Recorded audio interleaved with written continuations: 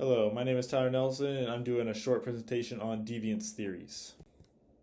The purpose of this lecture is to explain the various theories of deviance, and there's a lot, and to explain the history of Native American boarding schools and connect a theory of deviance to them.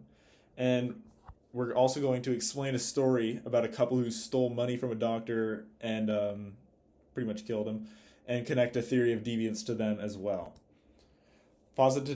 So we're going to start with positivism's fundamental assumptions. Positivism is trying to find a reason a person might commit the deviant act, the why. This revolves around societal pressures, stressors, and other various factors.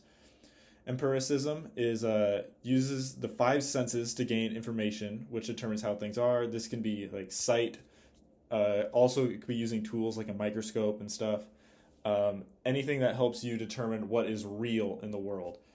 Using your senses. Objectivism is things in the material world are objectively real and have consistent characteristics that are different from non-empirical phenomena. Determinism is the world works in a cause and effect fashion. And all of those are the fundamental assumptions of positivism that make up the why. Psychological theories. The psychoanalytic theory, all individuals are born deviant. Everyone is power hungry and narcissistic and are a slave to primitive desires. The cognitive development theory, all individuals organize their thoughts around morality and the law. People who don't progress through the stages, pre-conventional, conventional, and post-conventional, may become deviant. This is like when you're a child, you're still experimenting, and then you get into the conventional. When you're like a teenager, and then post-conventional is once you've become an adult, you get more used to how things work and everything, and are able to make your own judgments. And people who can't do that are supposedly supposed to become deviants. Learning theory is people who engage in deviant behavior because they see others getting away with it and getting rewarded for their deviant behaviors. An example of this would be if you're in like school and you see someone cheating on their homework and you see them getting like 100% on all their homeworks, so you do it too. That would be what deviant learning theory is. Social disorganization from the Chicago School has the Chicago School model is places that are disorganized and not together as a society tend to be more deviant as a total, and and in the model, the commuter zone is the least deviant, while the CBD zone is the most deviant, and this has stuff to do with like people being a little bit less well off, people not being connected in their society. Usually that stuff I read about it one time. There was like it talks about like the people who move in. They usually the lower income people who move in are all in the CBD and the zone of transition. So they usually have less money and stuff, and they're not as connected because they just move in, which is why deviance happens. Strain theory. When someone is under intense strain and stress due to societal pressures, they may commit deviant acts, and this is a big one. An example is a person is not able to provide for their family, and they're going hungry.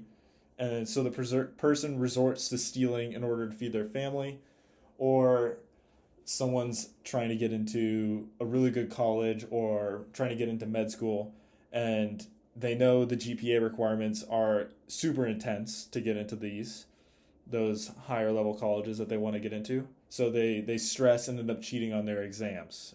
Those would be some examples of strain theory.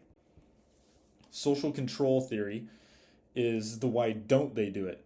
Assumes that if everyone is left to their own devices, we would all deviate from the rules of society, kind of like the Purge movies. When there's no laws, people go out and get crazy. And that's what this one says. It's pretty much if no one was looking over you, if you didn't have some authority figure looking over you, everyone would be a deviant. Self-control theory is people who have low self-control will end up committing deviant acts because they want the instant gratification. So someone who has low self-control for candy might go and end up stealing some candy from a candy shop, sneaking it into their pocket or something because they want the instant gratification of candy. And this also ties into, even if they can get a longer, like, even in the long run, there's something more beneficial for them, they'll still take the instant gratification that's better. And according to the theory, this results from bad parenting in early childhood. So the history of Native American boarding schools. Between 1819 and 1969, thousands of children were moved from their homes to attend boarding schools, and the goal was to assimilate them into Western culture. Tens or thousands of deaths from the children, and the children were forced into manual labor pretty much on the daily. And if you didn't abide by the rules of the boarding school, you got whipped, flogged, you didn't get food. And the entire goal was to try and get these people to be able to go into Western culture and fit in, but the statistics show that didn't even work. So they just end up causing trauma for thousands upon thousands, and their children after that, and their children after that. So very, very much not an ideal situation. The theory of Native American boarding schools. Cognitive development theory could explain why they treated the kids so bad. The goal was to assimilate them into Western society, and the idea of cognitive development is people who don't develop become deviants and would make them want to do anything possible to develop them. So that's the one that has pre-conventional, conventional, and post-conventional as you're a kid, and if you grow up and you don't go through the stages, then you're going to become a deviant. And my theory is the government, who is sanctioning all these boarding schools, wanted these people to develop into the post-conventional one, kind of citizen that didn't commit deviant acts according to the theory. So in order to do that, they would use any means necessary, which meant violence, to make sure they obeyed what they did. But this obviously didn't work because doing manual labor for the boarding school doesn't really have anything to do with assimilating them into Western culture. The story of the couple stealing from the physician is a couple met a rich doctor and presented themselves as his caretaker, but only wanted his fortune. They fed him LSD, marijuana, ketamine, and animal tranquilizers over a long period of time that ended up killing him.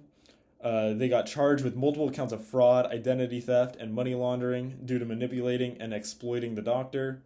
The doctor was very vulnerable and was often hospitalized, as he was going through stuff even before he met this couple, and his family lived on the other side of the country, so they were not able to help him. So these two people ended up becoming his caretakers. I think the psychoanalytic theory explains the story very well. This theory says that all people want is power and money, and everyone is like narcissistic, and everyone has these primitive desires that we all want to achieve. And what the couple got was a lot of money and their houses and a bunch of belongings, which satisfies the primitive desires, and it gave them power. They got power over the doctor. They got power in society when they got all the money. They saw the opportunity to gain massive amounts of valuables, and using that idea that everyone is deviants explains why they would be capable of doing that to someone, because personally, I don't think I would be able to do it, but according to the theory, that would explain why someone could. And the conclusion is there are plenty of different theories of deviance, and almost all of them can be used to explain different situations in our day-to-day lives. Thank you.